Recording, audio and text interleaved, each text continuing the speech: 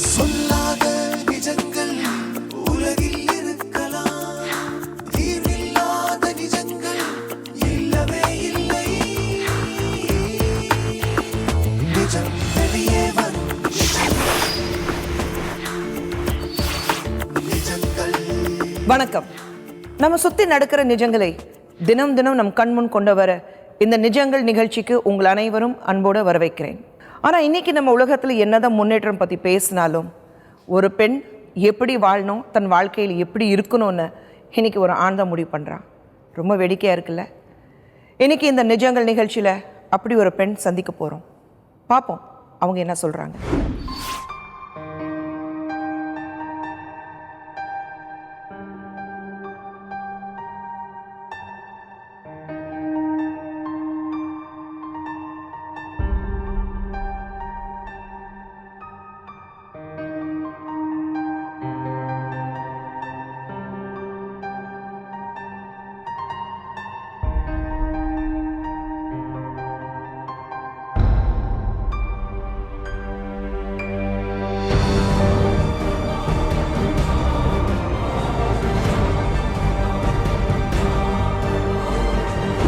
என் பேர் சுகந்தி. நான் மதுரையிலேருந்து வந்திருக்கேன். இந்த நிகழ்ச்சிக்கு யாரோடைய வற்புறுத்தல் இல்லாமல் நானாக தான் வந்திருக்கேன். நான் பேசுவதெல்லாம் உண்மை.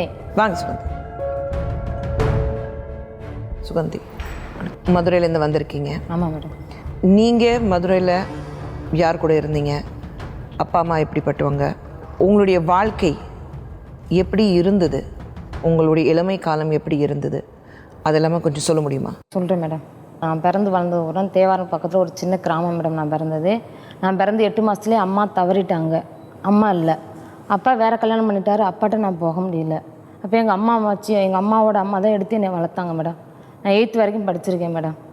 படித்து 4 நாளில் எங்கள் அம்மாச்சி இறந்துட்டாங்க. அவங்ககிட்ட என்னால் இருக்க முடியல. எங்கள் வீட்டில் சொந்தம் வந்து யாருமே என்னை ஆதரிக்கலை மேடம். அப்போ நான் வீட்டை விட்டு வெளில வந்துடுறேன் மேடம். வந்து மதுரையில் தனியாக வீடு பிடிச்சி நான் இருக்கேன். இருக்கிறப்ப எனக்கு வருமானத்துக்கு வேறு வழி இல்லை. நான் உடல் ரீதியாக போயிட்டு வெளில போயிட்டு நான் தப்பு பண்ணிட்டு அந்த காசை வச்சுட்டு நான் சாப்பிட்டுக்கிட்டு இருந்தேன் மேடம். அப்பா வேறு கல்யாணம் பண்ணிட்டாங்க. சித்தி கூட உங்களால் இருக்க முடியல. அவங்க வேண்டான்ட்டாங்களா? நான் போகலை மேடம். ஏன் போகலை? எங்கள் சித்திக்கிட்ட நான் ஒரு டைமில் இந்த மாதிரி லீவுக்கு வெளில போய் அவங்க வீட்டுக்கு போயிருக்கப்ப சாப்பாட்டில் எலிமருந்தை கலக்கி கொடுத்தாங்க மேடம் எனக்கு. உங்கள் அப்பாவுக்கு இந்த விஷயம் தெரியுமா? தெரியும் மேடம். அவங்களுக்கு அவங்க அப்பா எதிர்த்து பேச எதுவும் அவங்கக்கிட்ட கேட்கவே இல்லை மேடம். நீ வந்தாவா வராட்டி போ அப்படின்னு சொல்லிட்டு என்னை அனுப்பிச்சி விட்டாங்க மேடம். அதுலேருந்து அவங்க வீட்டுக்கு நான் போக மாட்டேன் மேடம். பெத்த தகவல் அப்படி இருக்கிறாரு. ஆமாம் மேடம். அதுக்கப்புறம் நீங்கள் மதுரை போய் தனியாக வாழ்ந்தீங்க? ஆமாம் மேடம்.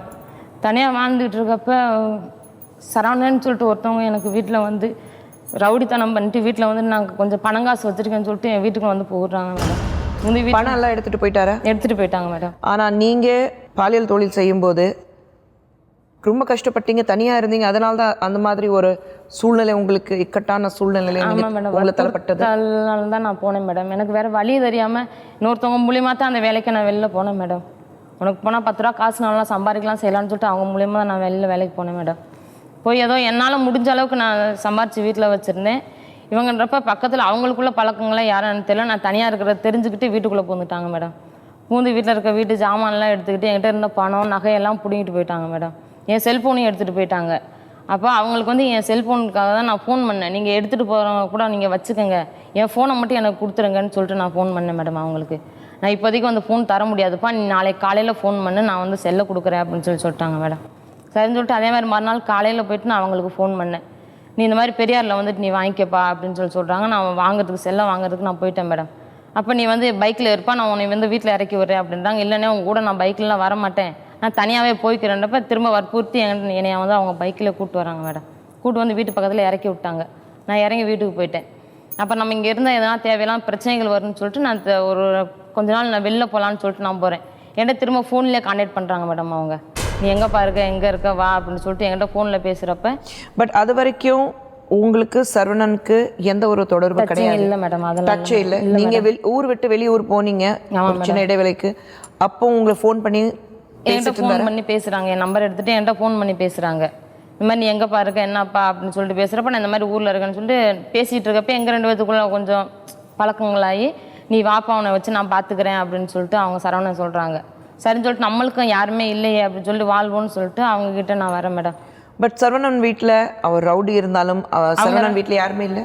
அவங்க அம்மா இருந்தாங்க மேடம். அவங்க அம்மா எப்படி இருந்தாங்க? அவங்க அம்மா வந்துட்டு எங்கள் கூட என்னை சேர்த்து வாழ்ந்து ஒரு 6 மாதம் கழிச்சு தான் மேடம் அவங்க வீட்டுக்கே வந்தாங்க. அவங்க அம்மா வந்து பார்த்துட்டு சரி உனக்கு கல்யாணம் நீ பண்ணிக்கிட்ட செஞ்சுட்டு நீ நல்லா இரு அப்படின்னு சொல்லிட்டு அவங்களும் அவங்க அம்மா விட்டு போயிட்டாங்க மேடம்.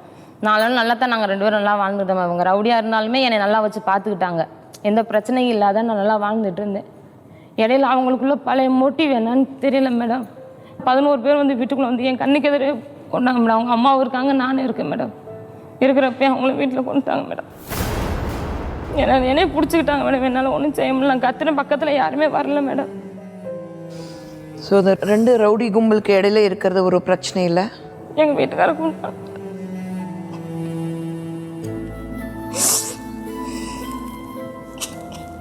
எவ்வளோ வருஷம் இருந்தீங்க?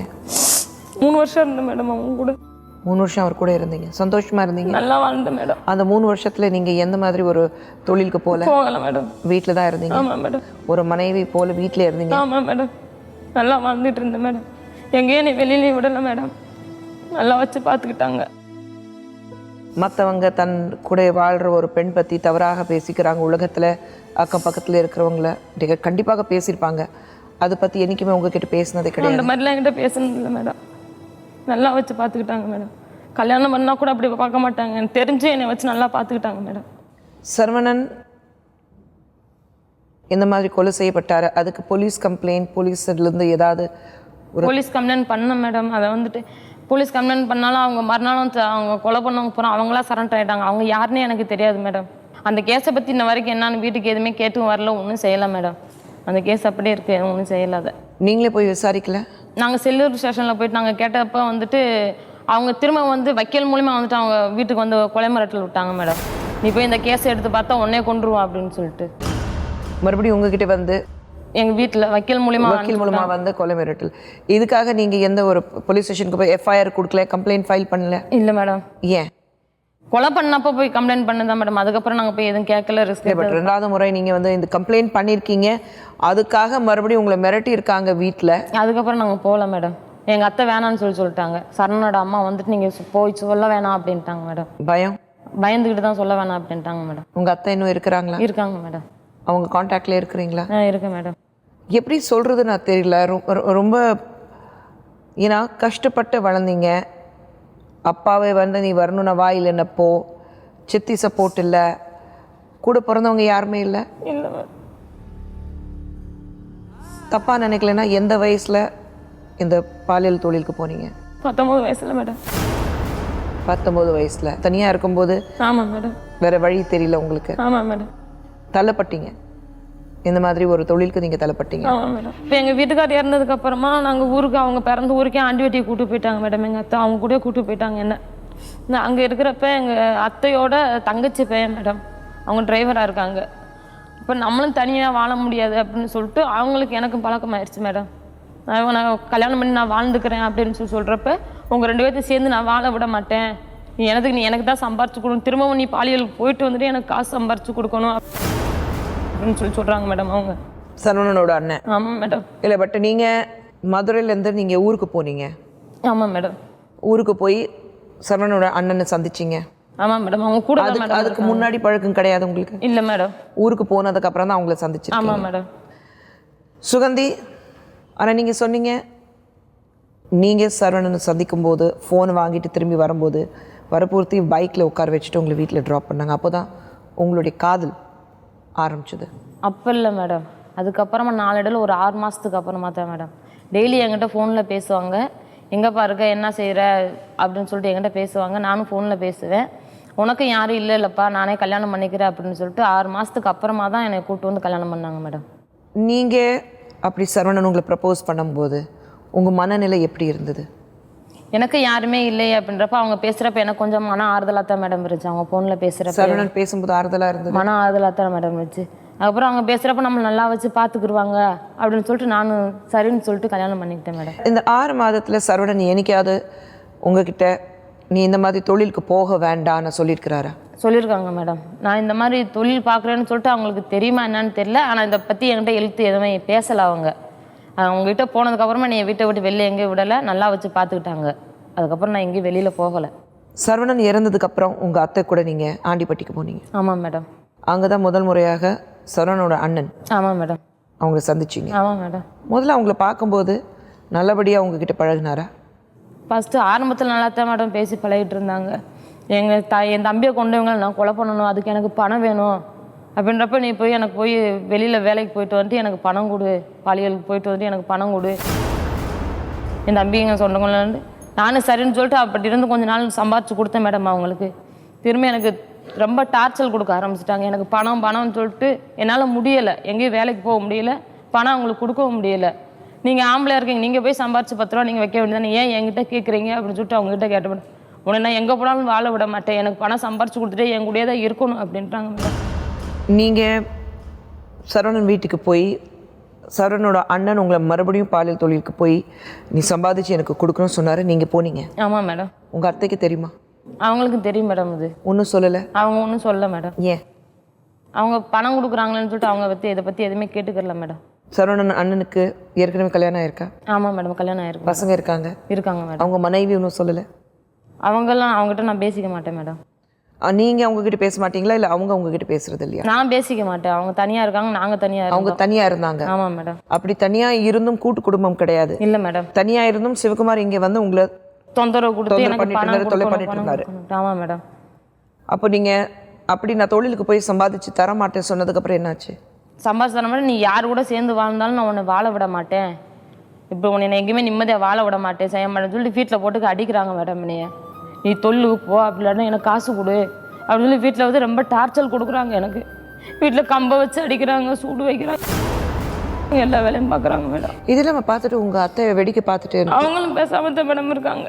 எதுக்கு? அவங்க கேட்க மாட்டேறாங்க. என் மயன் கேட்டால் நீ கொடு அப்படின்றாங்க மேடம். இதுக்கு முன்னாடி நீங்கள் எப்படி இருந்தீங்க உங்கள் அத்தைக்கு தெரியும்? தெரியாது மேடம் அவங்களுக்கு. அப்போதான் தெரிய வந்தது. அப்போ நீங்கள் சரவணன் கல்யாணம் பண்ணிட்டு சேர்ந்து வாழும்போது நீங்கள் இப்படி இந்த தொழிலில் இருந்திருக்கீங்க, அது தெரியாது மேடம் அவங்களுக்கு. அவங்களுக்கு எப்போ தெரிய வந்தது? அவங்களுக்கு நான் இப்போ ஊருக்கு ஆண்டி வெட்டிக்கு போனதுக்கப்புறமா தான் மேடம் தெரியும். அதுக்கப்புறம் உங்ககிட்ட பேசுறது இல்லையா? அவங்க பேசுவாங்க, அவங்க கூட தான் மேடம் நான் இருந்தேன், வேறு யாரு கூட இல்லை. எங்கள் அத்தை கூடயே தான் நான் வீட்டில் இருந்தேன். அவங்களும் நான் மட்டும் தனியாக தான் இருந்தோம். அன்பு வந்துட்டு அவங்க தனியாக வீடு எடுத்து அவங்க பொண்டாட்டி பிள்ளைகளோட அவங்க இருக்காங்க. அங்கேருந்து வந்து தான் என்கிட்ட பணம் கேட்டு டார்ச்சர் கொடுப்பாங்க. அதுக்கு இவங்களும் சப்போர்ட்டாக இருப்பாங்க, பணம் கொடுக்கணும் அப்படின்ட்டு. நீ என்ன வேணாலும் பண்ணலாம், பரவாயில்ல, பணம் கொடு அப்படின்னு. ஆனால் பணம் கொடுக்கணும். சுகந்தி, நீங்கள் அத்தை சொல்கிறது சரவணனோட தாய்? ஆமாம் மேடம். அவங்க கூட தான் இருக்கீங்க? ஆமாம் மேடம். அவங்க தான் வந்திருக்காங்களா அவங்க கூட? அவங்க வரல மேடம். அவங்க வரல. இப்போ அவங்க எங்கே இருக்காங்க? அவங்க ஆண்டி வீட்டில் தான் இருக்காங்க மேடம். ஸோ நீங்கள் இந்த நிகழ்ச்சிக்கு வரீங்கன்னா உங்களுக்கு தெரியுமா? தெரியாது மேடம். தெரியாது. இப்போ நீங்கள் சொன்னீங்க ஆண்டிப்பட்டியில் இருக்கும்போது சரவணனோட தாய்க்கு நீங்கள் என்ன தொழில் செஞ்சுட்டு இருந்தீங்க தெரிஞ்சதுக்கப்புறம் கூட பரவாயில்ல, நீ எப்படி இருந்தாலும் பரவாயில்ல, ஆனால் நீ சம்பாதிச்சு கொடுக்கணும்னு ஒரு முடிவில் இருந்தாங்க. ஆமாம் மேடம். விரக்தியை வெளியில் வரல? அவங்க எதுவும் சொல்லலை மேடம். பணம் தான் வேணும்னு சொல்லிட்டு கேட்குறாங்க மேடம் அவங்க என்கிட்ட. பட் அங்கேருந்து வெளியில் வரல நீங்கள்? அவங்க வீட்டிலேருந்து நான் வெளில வரலன்னு சொன்னால் அப்போ தான் எங்கள் சின்னத்தையோட பையன் டிரைவராக இருக்காங்க மேடம். அவங்கள நான் பார்த்து பேசுகிறப்ப நமக்குன்னு ஒரு வாழ்க்கை வேணும்னு சொல்லிட்டு அவங்க கூட சேர்ந்து அவங்களுக்கு எனக்கும் பழக்கமாயிருச்சு மேடம். அது அப்போ நாளடைவில் வந்துட்டு வீட்டுக்கு தெரியுது, என் மச்சானுக்கும் எங்கள் அத்தைக்கும் தெரியிறப்ப நீ எப்படி அவங்க கூட போய் நீ பேசலாம் செய்யலாம், எங்க நீ அசிங்கப்படுத்துறியா அப்படின்னு சொல்லிட்டு அவங்களுக்கு போய் வீட்டில் போய் கம்பால் அடித்து ரொம்ப முடியாமல் வந்து காது வெளி மூக்கெல்லாம் அவங்களுக்கு அடித்ததில் வந்து ரத்தம் வந்துருச்சு மேடம். மதுரை ஹாஸ்பிட்டலில் சிஹெச்சில் தான் வச்சுருந்தாங்க. 1.5 மாதம் ஹாஸ்பிட்டலில் ட்ரீட்மெண்ட் எடுத்தாங்க மேடம். இப்போ தான் கொஞ்சம் சரியாகி வந்ததுக்கப்புறமா நான் அவங்க கூட தான் வாழ்வேன்னு சொல்லிட்டு நான் அவங்க கூட இப்போ சேர்ந்து இருக்கேன் மேடம். அவங்க கூட நீ சேர்ந்து வாழ்வ, நீ அவங்க கூட சேர்ந்து வாழக்கூடாது, உங்கள் 2 பேர்த்தையும் நான் வாழ விட மாட்டேன்னு சொல்லிட்டு 2 பேர்த்தையும் மிரட்டிக்கிட்டே இருக்காங்க மேடம். வீட்டில் இருக்க விட மாட்டேன்றாங்க மேடம் எங்களை. இப்போது உங்களுக்கு 2வது தடவை வாழ்க்கை கொடுக்குறேன்னு சொன்ன ஒரு பேர் என்ன? சிலம்பரசன் மேடம். சிலம்பரசன். ஆமாம் மேடம். சிலம்பரசன் வீட்டில் ஒத்துக்கிட்டாங்களா? அவங்க ஏற்றுக்கிட்டாங்க மேடம். எங்கள் அத்தை ஏற்றுக்கிட்டாங்க மேடம். ஏற்றுட்டாங்க. சிலம்பரசன் கூட பிறந்தவங்க ஒரு அக்கா மட்டும் இருக்காங்க மேடம். அவங்களுக்கு பிரச்சனை இல்லை? அவங்களுக்கு பிரச்சனை. உங்களுடைய கடந்த காலம் எப்படி இருந்தது, எங்கேருந்து வந்திருக்கீங்க, என்ன பண்ணிட்டு இருந்தீங்க, அது எல்லாமே தெரிஞ்சதுக்கப்புறம் உங்களை ஏற்றுட்டாங்க? தெரிஞ்சு ஏற்றுக்கிட்டாங்க மேடம். ஏற்றுட்டாங்க. ஒரு வார்த்தை கூட சொல்லலை? அவங்க எதுவும் சொல்ல மேடம். என் தம்பி நல்லா இருந்தால் போதும், என் மயன் நல்லா இருந்தால் போதும், 2 பேரும் எங்கனாலும் நல்லா இருங்க அப்படின்னு தான் மேடம் சொல்கிறாங்க. ஏன்னா ஒரு வாழ்க்கை ஒரு தடவை உங்களுக்கு ஒருத்தர் கொடுத்தாரு, அவங்களுடைய அம்மாவும் உங்களை ஏற்றுக்கிட்டாங்க. ஆமாம் மேடம். அவர் இறந்ததுக்கு பெண் சரி நம்ம மருமகளே நம்மளை பார்த்துக்கணும்னு தெரியாமல் அது கூட யோசிக்காமல் நீ மறுபடியும் அதே தொழிலுக்கு போய் சம்பாதிச்சு கொடுத்தா போதுன்னு ஒரு அத்தை ஒரு பக்கம். ஆமாம் மேடம். இந்த பக்கம் 2வது ஒரு வாழ்க்கை உங்களுக்கு தரேன்னு சொல்லிட்டு வாழ விட மாட்டேன்றாங்க மேடம். எங்கனாலும் வெட்டுவேன் குத்துவேன்னு சொல்கிறாங்க மேடம். சிவகுமார்ன்றவங்க. ஒரு பெண்ணுக்கு வாழ்க்கை கொடுக்கறதுக்கு ஒருத்தர் தயாராகும் போது இன்னொன்று பக்கத்துலேருந்து ஒரு ஆண் எந்த அளவுக்கு ஒரு டார்ச்சர் பண்ண முடியும், தடங்கள் கொண்டு வர முடியும்னு நம்ம பார்க்குறோம். பேசுவோம், தொடர்ந்து பேசுவோம். சுகந்தியை கல்யாணம் பண்ணிக்கணும்னு ஆசைப்படுற சிலம்பரசன் அவர்கிட்ட பேச போகிறோம். நான் மதுரையிலேருந்து வந்திருக்கேன். என் பேர் சிலம்பரசன். யாரும் வருப்பத்தம் இல்லாமல் இங்கே வந்திருக்கேன். நான் சொல்கிறதெல்லாம் உண்மை. வாங்க சிலம்பரசன். சுகந்தி உங்களுக்கு எவ்வளோ நாளாகவே தெரியும்? எங்கள் அண்ணன் சம்சாரம் மேடம். எங்கள் அண்ணன் இறந்துட்டார் மேடம். நம்ம பெரியமாமே என் சம்சாரம் என் குழந்தை. பட் ஆண்டிப்பட்டி வர்றதுக்கு முன்னாடி உங்களுக்கு தெரியுமா? தெரியும் மேடம். ஆண்டிப்பட்டி வந்த பிறகு தான் மேடம். ஆண்டிப்பட்டி எப்போ வந்தாங்க? வந்து ஒரு ரெண்டு வருஷம் இருக்கு மேடம். அதுக்கப்புறம் தான் அவங்க பழக்கம் ஏற்பட்டுச்சு. நீங்கள் என்ன பண்ணிட்டு இருக்கீங்க? நான் வண்டி டெய்லராக இருக்கு மேடம். டிரைவராக இருக்கீங்க ஆண்டிப்பட்டியில்? ஆண்டிப்பட்டியில் டெய்லராக இருக்கு. சரி, மாதத்துக்கு எவ்வளோ சம்பாதிக்கிறீங்க? டெய்லி 500 ரூபா மேடம். டெய்லி 500 ரூபா நீங்கள்? ஓகே. இப்போது சுகந்தியை நீங்கள் பழக்கமானதுக்கப்புறம், பழக்கமானதை விட காதல் சொல்லலாமா? காதல் எப்படி ஏற்பட்டுச்சு? அவங்க மேலே எப்படி உங்களுக்கு இவ்வளோ அன்பு ஏற்பட்டுச்சு? நல்லா பாசமாக போனால், வீட்டுக்கு போனால் நல்லா பாசமாக வச்சுக்கிறாங்க மேடம். சரிங்க. சாப்பாடு தண்ணி ஊற்றுவாங்க, செய்வாங்க. என்ன குழந்தை நல்லா பேசுவாங்க. அவங்களுடைய பழக்கத்தை பார்த்த உடனே அவங்க மேலே ஒரு பிடிச்சிக்கிடுச்சு மேடம். வீட்டில் சொன்னீங்களா இந்த விஷயமா? எங்கள் அம்மாட்ட சொன்னேன் மேடம். அம்மா என்ன சொன்னாங்க? என்னடா அண்ணன் சம்சார் என்னடா என்னம்மா கொஞ்சம் வயசு தான் நம்ம இருக்கேன், எனக்கு பிடிச்சிருச்சுமா அப்படின்னு. சரி பார்ப்போம். நான் அம்மா சொல்கிறேன். எவ்வளோ வயசு வித்தியாசம் இருக்குது உங்கள் 2 பேருக்கும்? ஒரு 2 வயசு. 2 வயசு வித்தியாசம் உங்கள் 2 பேருக்கு இருக்குது. வீட்டில் அம்மா ஆரம்பத்தில், ஏன்னா அவங்களுடைய பிற்காலம் பார்த்தீங்கன்னா அண்ணன் சம்சார் தான்றா விட்றா என்னம்மா அப்படின்னு. என்னம்மா பெரியவன் வேறு இருக்காம்மா, பெரியவன்ட்டு சொன்ன பயமாக இருக்குமா, அடிக்க வரேன் அடிச்சு போடுவானா என்னன்னு பயமாக இருக்குமா அப்படின்னு. அப்போ பார்ப்போம்டா அப்படின்னு அம்மா சொல்லிச்சு. இல்லை, நான் கேட்குறேன், சுகந்தியோட பாஸ்ட், அவங்களுடைய பிற்காலம், அவங்க எப்படி இருந்தாங்க, அது எல்லாமே உங்களுக்கு தெரிய வந்திருக்கும். ஏன்னா உங்களுக்கு சரவணன் உங்கள் அண்ணன்னா, உங்கள் 2 பேருக்கு பிரச்சனை கொடுக்குற சிவகுமாரும் அண்ணன் தான். அவர் இப்படி பிரச்சனை பண்ணியிருக்கிறாரு. அந்த வீட்டில் இருக்கும்போது சரவணனுடைய தாய் இருந்தாலும் சரி, சிவகுமார் அவர்கள் இருந்தாலும் சரி, அவங்க 2 பேரும் எப்படி அவங்கள ஒரு பணத்துக்காக எப்படி பயன்படுத்திருக்காங்கன்னு எல்லா கதையும் உங்களுக்கு தெரியும். அது தெரிஞ்சதுக்கப்புறம் அவங்ககிட்ட பேசணும் விரும்பலையா? இது எனக்கு பிடிச்சிருச்சு மேடம். ஆமாம். இல்லை, நான் சிவகுமார்கிட்டையும் இல்லாத உங்கள் அத்தைக்கிட்ட பேசணும் தோணலையா உங்களுக்கு? இல்லை மேடம். அப்போ அவங்கள கண்டவே எனக்கு பிடிக்காது மேடம். அப்புறம் ஸோ அவங்க கண்டாலே உங்களுக்கு பிடிக்காது, அதனால் அவங்ககிட்ட பேசணும்னு அவசியமே இல்லை. இல்லை மேடம். உங்களை பொறுத்து. பட் அவங்க வீட்டிலே தானே இருந்தாங்க? ஆமாம் மேடம். அங்கே இருக்கிறப்ப என்கிட்ட பேசுகிறேன்னா அவங்ககிட்ட எனக்கு தானே பிடிச்சிருக்கு, நான் கல்யாணம் பண்ணிக்கிறேன் அப்படின்னு சொல்லிட்டு கொஞ்ச நாள் கழிச்சு நாங்கள் 2 பழகிறது தெரிஞ்சதுக்கு அப்புறமா தான் அன்பு வந்துட்டு அடிச்சு போட்டது மேடம். வந்து உங்கள் வீட்டில் அம்மா கிட்ட சொல்லும்போது ஒன்றும் பிரச்சனை பண்ணலை? அம்மா ஒன்றும் பிரச்சனை இல்லை. நீ சந்தோஷமா இருந்தா போதும்ட்டாங்களா? அம்மா. உங்க அக்கா? அக்கா ஒன்றும் சொல்லலை? அக்காவுக்கு கல்யாணம் ஆயிருக்கா? அக்காவுக்கு கல்யாணம் 2 ஆம்பளை பையன் இருக்கு. ஓகே. ஸோ அக்காவுக்கும் பிரச்சனை கிடையாது, அம்மாவுக்கு யாருமே பிரச்சனை இல்லை. இந்த அம்புன்ற சிவகுமார் தான் கொஞ்சம் பிரச்சனை பண்ணுறாரு. சரி, உங்க அம்மா வந்திருக்காங்க? அம்மா வந்துருக்கு. அம்மா வர சொல்லிடலாமா? வாங்கம்மா. உங்க பேர்? ஆனந்தி. ஆனந்தி, நல்ல சிரிச்ச முகத்தோட தான் வந்திருக்கீங்க. ஆனந்தி, இப்போ இருக்கிற காலகட்டத்தில் பையனை விட பொண்ணு கொஞ்சம் வயது கம்மியாக இருந்தாலும் வெடிச்சு போவாங்க. ஐயோ அப்படிப்பட்ட ஒரு சம்மந்தம் வேண்டாம். சிலம்பரசனுக்கு சுகந்திக்கு 2 வயசு வித்தியாசம் இருக்கு. சுகந்தி 2 வயசு மூத்தவங்க. அவங்க 2 பேருக்கு இடையில இப்படி ஒரு காதல் இருக்கு, அன்பு பாசம் இருக்கு, அப்படி உங்களுக்கு எப்போ தெரிய வந்தது? எனக்கு ஒரு 9 மாதத்துக்கு முன்னாடி வந்து என் பையன் வந்து என்கிட்ட சொன்னான். ஓகே, பையன் சொன்னதுக்கு அப்புறம் தான் உங்களுக்கு தெரியும்? எங்களுக்கு தெரியும். அது வரையும் நல்லா இதாக பழகுறாங்க, நட்பு ரீதியாக தான் இருக்காங்கன்னு நான் நினச்சேன். அண்ணன் ஒய்ஃபு இந்த மாதிரி அவங்க அண்ணன் இறந்துட்டாப்புல நல்லா பேசிகிட்டு இருக்காங்க, வச்சிட்டு இருக்காங்க, இந்த மாதிரி தான் நான் நினச்சேன். நீங்கள் படிச்சிருக்கீங்களா? ஆமாம். எது வரைக்கும் படிச்சிருக்கீங்க? நான் அப்போயே 10வது படிச்சிருக்கேன். 10th வரைக்கும் படிச்சிருக்கீங்க. ஓகே, ரொம்ப சந்தோஷம். சிலம்பரசன் அப்படி சொன்னோடனே ஃபர்ஸ்ட் உங்களுடைய ரியாக்ஷன் என்ன இருந்தது? ரியாக்ஷன், நமக்கு குழந்தை குட்டிங்க வேணும், எல்லாமே நம்ம பேரம் பேத்தி பார்க்கணும், வைக்கணும், இந்த மாதிரிலாம் ஆசைகள் நிறையா இருக்கும். ஆனால் நம்மளும் கொஞ்சம் இது பண்ணால் நான் நிறைய புத்தகம்லாம் படிக்கிறோம், நிறைய பார்க்குறோம், நிறைய செய்திகள் பார்க்குறோம், எல்லா நிகழ்ச்சிகளும் நிறைய இது மீடியா மூலியம் பார்த்துட்ருக்கோம். அப்படிங்க மேலே சரி பையனோட ஆசை தான் இப்படி தான் இருக்குங்க மேலே நம்மளும் கொஞ்சம் மாறுபட்ட கருத்தோடு இருக்கலாமே அப்படின்ற ஒரு இது. சுகந்தி அவங்க வீட்டில் இருக்கும்போது உங்களுக்கு பழக்கம் இருக்குல்ல? இருக்கு. அவங்களுடைய பழக்க வழக்கங்கள் எல்லாமே உங்களுக்கு பிடிச்சிருந்ததா? இல்லை, அதெல்லாம் அந்த பொண்ணு அன்பான பொண்ணு, மனசால பாதிக்கப்பட்டு ரொம்ப இதாக இருந்தாலுமே ரொம்ப அன்பான பொண்ணு. ஸோ நம்ம வீட்டுக்கு வந்தால், நம்ம வீட்டுக்கு மருமகளை வந்தால் நல்லா வச்சுக்கிறலாம், நல்லபடியாக பார்த்துக்கலாம், அவளை அந்த இதுலேருந்து மாற்றலாம் நம்ம நல்லா பார்த்துக்கலாம், நம்ம பொண்ணு மாதிரி பார்த்துக்கலாமேன்னு ஒரு எண்ணம் இருக்குது. ரொம்ப சந்தோஷமாக இருக்குது. ஏன்னா 10வது வரைக்கும் படிச்சிருக்கீங்க, இப்படி ஒரு முன்போக்கு சிந்தனை சொல்லுவாங்க, அந்த முற்போக்கு சிந்தனையோடு நீங்கள் இருக்கீங்க. கண்டிப்பாக. ஆனால் அவங்க 2 பேருக்கு இடையில ஒரு மிகப்பெரிய பிரச்சனை இருக்கக்கூடியவர் சிவகுமார். ஆமாம், அன்பு. அவர் பேர் அன்பு. அன்பு இந்த சிவாத அன்பு என்ற சிவகுமார். ஆமாம். அந்த பிரச்சனை எங்கேருந்து ஆரம்பிச்சது? அவன் வந்து என்கிட்ட சொன்னான், இந்த மாதிரி சித்தி உங்கள் 2 பேர் பழகுறது சரியில்லை வைக்கல அப்படின்னு. நான் சொன்னேன், ஏன்டா அண்ணன் பொண்டாட்டி விளையாட்டு பேசிட்டு போகிறான்டா, உனக்கு ஏன்டா பேசாமப்பா பேசிக்கிட்டு போடா அப்படின்னு சொல்லி நான் சொன்னேன். அவன் அதை கேட்டுக்கவே மாட்டேன்னா. ஆனால் அவன் என்கிட்ட தப்பாகவே சொன்னான். நான் ஆரம்பத்துலேருந்தே ஒன்றும் இது பண்ணலை. அப்புறம் என் பையன்கிட்ட நானே ஒரு தடவை கேட்டேன், என்னடா இதெல்லாம் தேவையாடா, இப்படியெல்லாம் பேசுகிறானே வைக்கிறானே, ஏன்டா அப்படியெல்லாம் பண்ணுற வைக்கிற, எல்லாம் தம்பி வேணாம்டா, அண்ணன் பொண்டாட்டி தப்பாக பேசுவாங்கடான்னு. இல்லைம்மா, அந்த பிள்ளை இப்படியெல்லாம் ஆக்கி இப்படி பண்ணிக்கிட்டு இருக்கேன், நம்ம ஒரு வாழ்க்கை கொடுத்து நம்ம வீட்டில் வச்சு நீ என்ன பார்த்துக்க மாட்டியம்மா, என் மகன் பாய் நிறையா சொல்கிறியம்மா, மருமகளை மகன் சொல்கிறியே, ஏன் நீ மகளை வந்து மருமகளை ஏற்றுக்க பார்த்துக்கிறதுக்கு உனக்கு என்னம்மா கஷ்டமாக இருக்குது, பார்த்துக்க மாட்டியம்மா, எனக்கா நீ சொல்லலைன்னா நான் செத்து போயிருவேம்மான்னு சொன்னான் என் பையன்.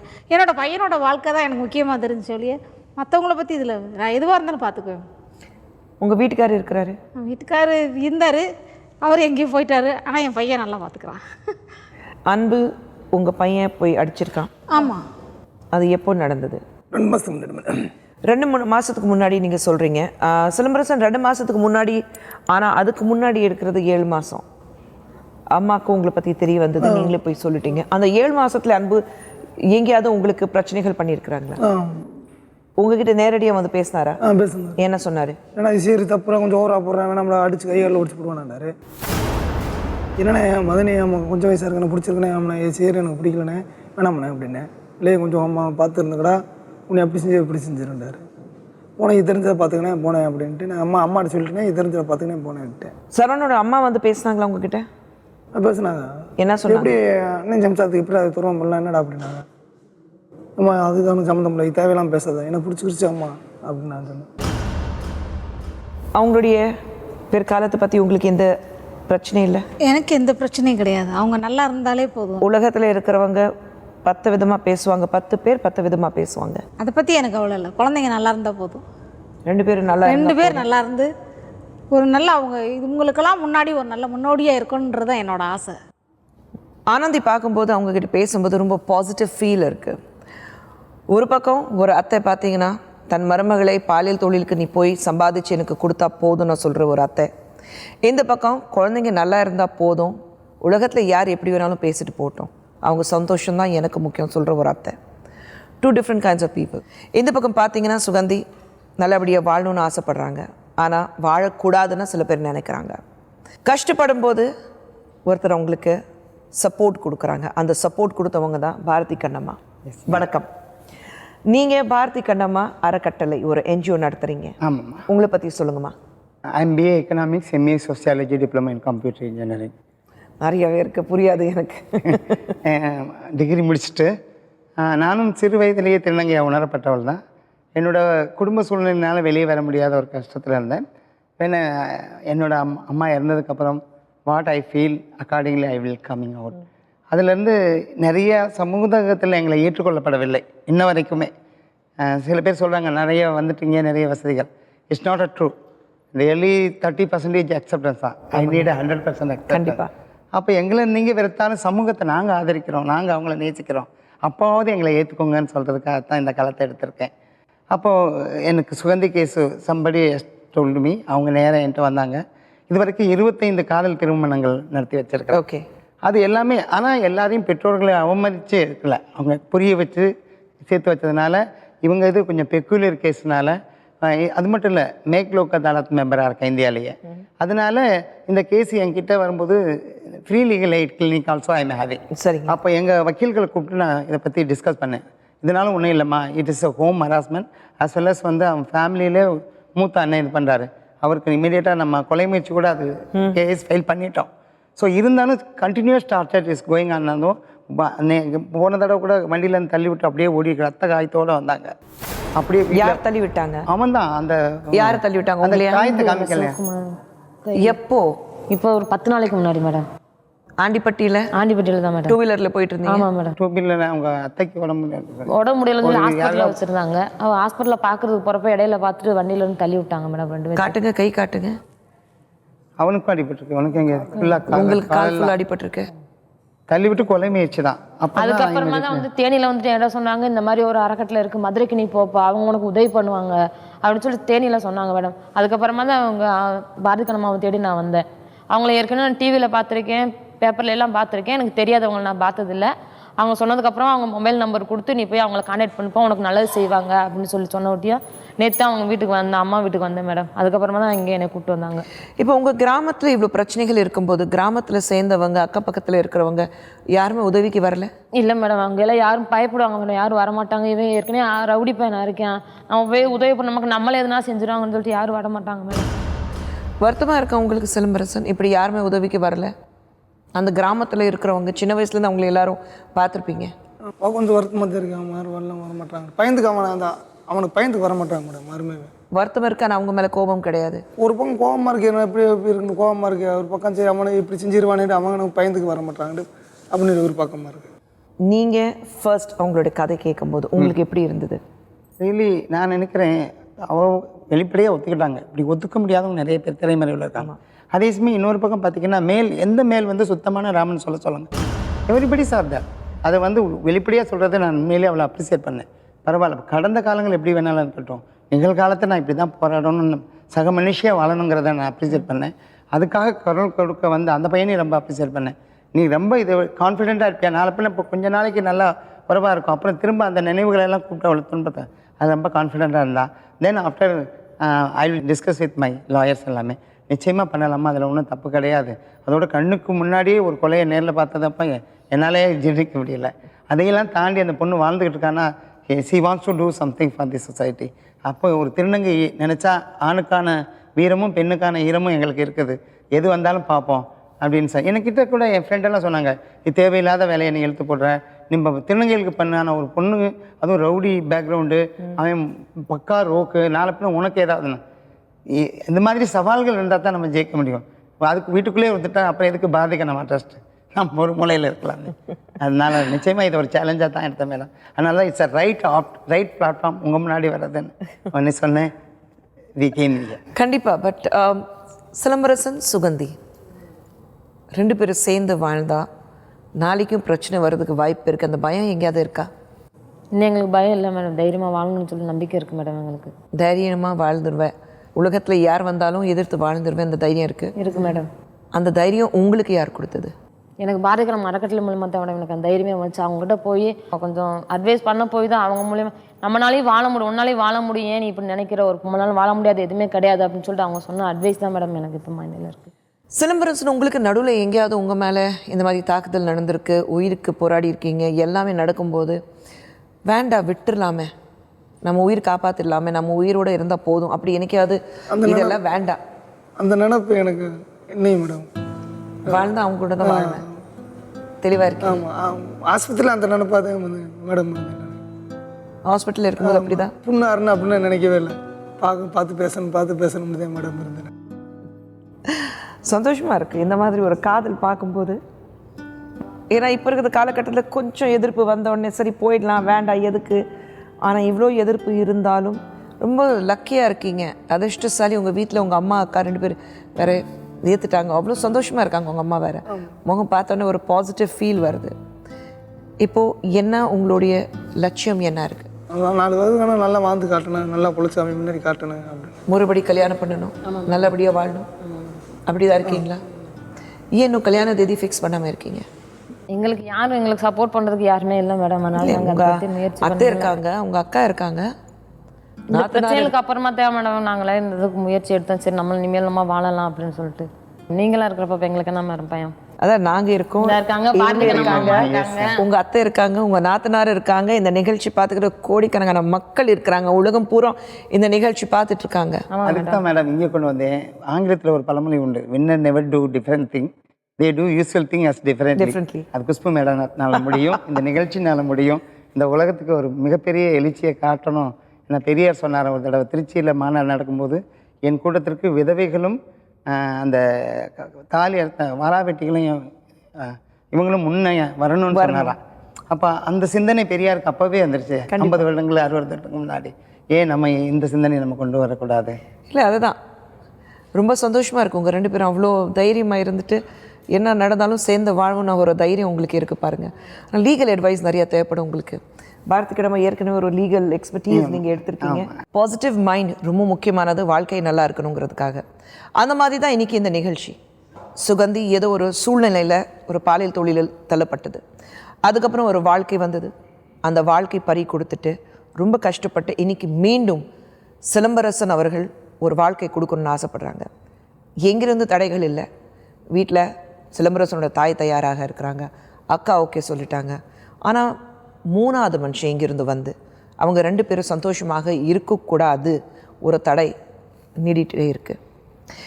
சிலம்பரசன், சுகந்தி, முதல்ல உங்களுக்கு வாழ்த்துக்கள். அவ்வளோ தைரியமாக 2 பேரும் இங்கே வந்திருக்கீங்க.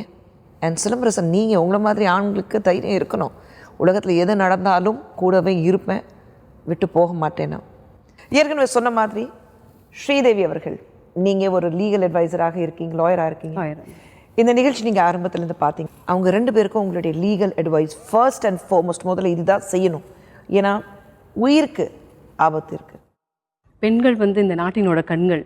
அந்த கண்களை கலங்காமல் பார்த்துக்க வேண்டியது இந்த நாட்டில் பிறந்த ஒவ்வொரு ஆண்மகனோட கடமை அப்படின்றது இந்த நிகழ்ச்சி மூலமாக என்னோட வேண்டுகோள் ஆண்களுக்கு.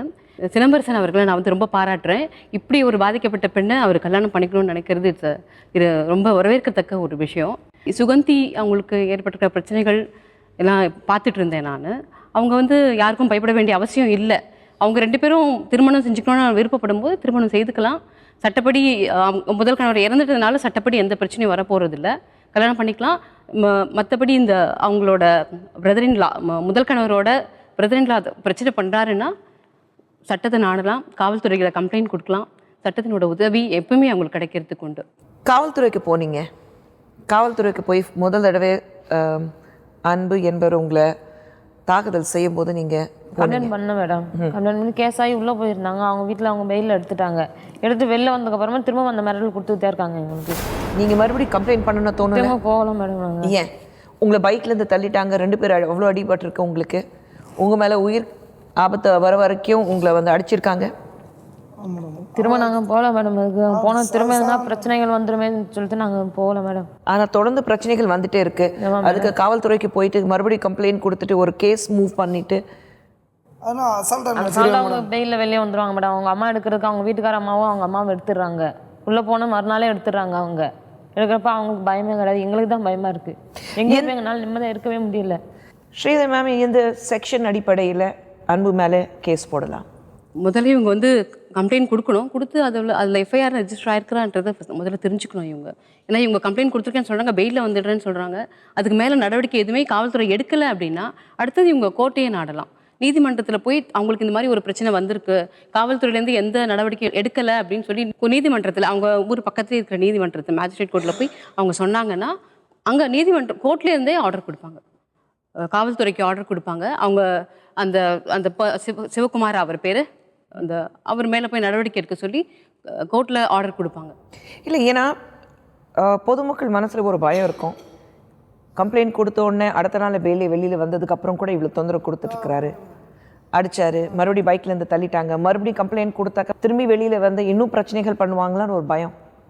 அந்த பயத்தை போக்குறதுக்காக ஒரு வழி சொல்லுங்கள். எவ்வளோ சட்டங்கள் எல்லாமே இருந்தாலும் நம்ம வாழ்க்கையை நாம தான் பார்த்துக்க வேண்டியது இருக்கு. காலகட்டத்தில் நம்ம வாழ்ந்துட்டுருக்கோம். இப்போ அந்த அந்த பர்சன் போலீஸ்க்கு கூட பயப்படல, எதுக்குமே பயப்படல, திருப்பியும் பெயிலில் வந்து கூட பிரச்சனைகள் கொடுத்துட்ருக்காருன்னு சொன்னால் ப்ரொடெக்ஷன் கேட்டு காவல்துறைகிட்ட கொடுக்கலாம், மனு கொடுக்கலாம். கொடுத்தா இவங்க உயிருக்கு ஆபத்து இருக்குன்னு சொல்லும்போது அவங்க இவங்க பாதுகாப்புக்காக காவல்துறையிலேருந்து யாரையாச்சும் இவங்களுக்கு அனுப்புவாங்க, எங்கேயும் இவங்களோடய கூடவே இருக்கிறதுக்காக அனுப்புவாங்க. அதை அந்த ஆப்ஷனை இவங்க யூட்டிலைஸ் பண்ணிக்கலான்றது என்னோட கருத்து. அப்படி ஏதாவது யோசிச்சு பார்த்தீங்களா? இன்றைக்கி எங்கள் வீட்டில் சொந்த வீட்டில் கூட இருக்க விட மாட்டேன்றாங்க மேடம். அந்த வீட்டிலே வாழ விட மாட்டேன்றாங்க. எங்களை இந்த ஊருக்குள்ளேயே உங்களை விட மாட்டேன் அப்படின்றாங்க மேடம். இப்போ இருக்கிறது கிடமே இல்லாமல் அங்கே உள்ளவங்க ஒருத்தவங்க சொல்ல போய் தான் பாரதிக்கணமா ட்ரெஸ்ட்டில் 10 நாள் அடைக்கலாமா அவங்க வீட்டில் நாங்கள் இருக்கோம். இனிமேல் பட் நாங்கள் எங்கே போகிறது, எங்கே போய் நாங்கள் இருக்கிறது, எப்படி வாழ்கிறது? பயந்துட்டு ஓடிட்டே இருக்க முடியுமா?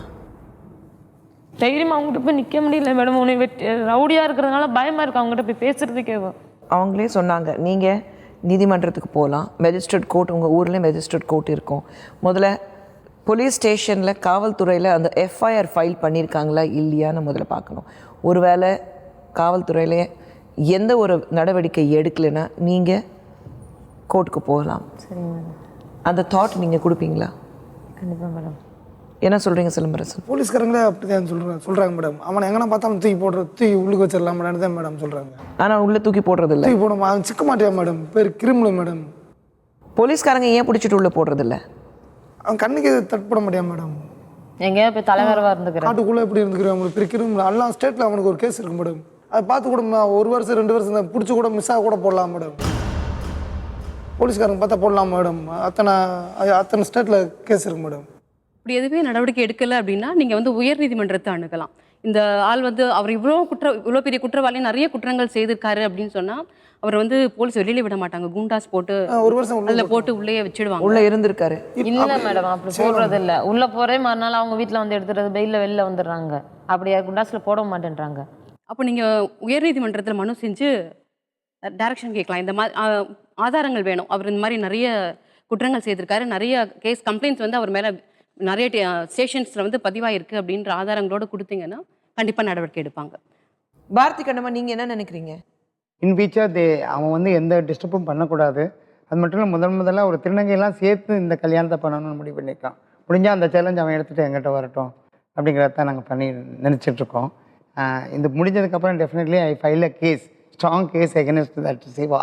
ஏன்னா அவன் அடிக்கடி சிம்மை மாற்றிறான். நான் ஒரு தடவை கூப்பிட்றேன், அடுத்த தடவை எடுக்க மாட்டேங்கிறான். இந்த மாதிரியான டார்ச்சர் இன்னும் எங்களே ஒரு தடவை வல்கராக பேசினான். அந்த மாதிரிலாம் கேட்கும்போது சரி, something is a very criminal. ஆனால் டெஃபினட்டாக போனதுக்கப்புறம் I file a case definitely through our free legal aid centre மூலமாக மதுரை மாவட்ட ஆணைப்பணிகள் குழுவுக்கு சார்பாக பண்ண போகிறேன். பண்ணிவிட்டு ஆஃப்டர் தட் இவங்க மூலமாகவும் அவங்க அத்தை மூலமாகவும் இந்த கல்யாணத்தை நிச்சயமாக உங்கள் முன்னிலையில் நடக்கும். அதுதான் என்னோட ஆவால். ஆனந்தி, நீங்கள் சொல்லணும், கல்யாண தேதி எப்போ?